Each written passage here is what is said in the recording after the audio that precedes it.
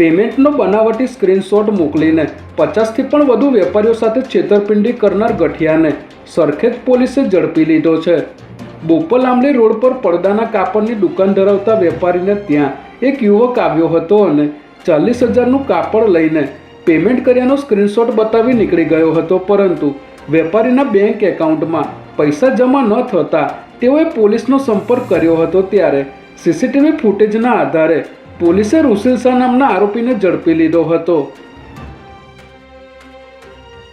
અમદાવાદના ચાંદખેડા વિસ્તારમાં ખીરું લાવીને ઢોસા બનાવીને ખાધા બાદ 2 બાળકીઓના શંકાસ્પદ મોત મામલે પોલીસે તપાસનો ધમધમાટ તેજ કર્યો છે। ત્યારે બાળકીઓના માતાની પણ મોડી રાત સુધી પોલીસ દ્વારા પૂછપરછ કરવામાં આવી હોવાનું જાણવા મળી રહ્યું છે।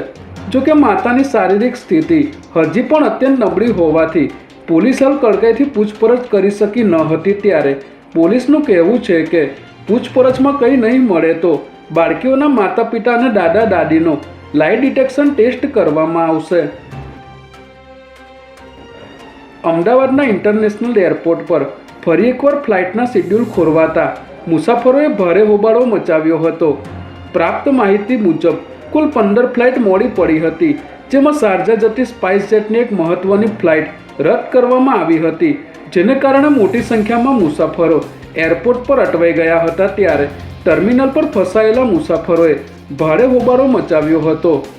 એરલાઇન્સના અણઘડ વહીવટ અને સચોટ માહિતીના અભાવે રોષે ભરાયેલા મુસાફરોએ એરપોર્ટ ઓથોરિટી સામે નારેબાજી પણ કરી હતી।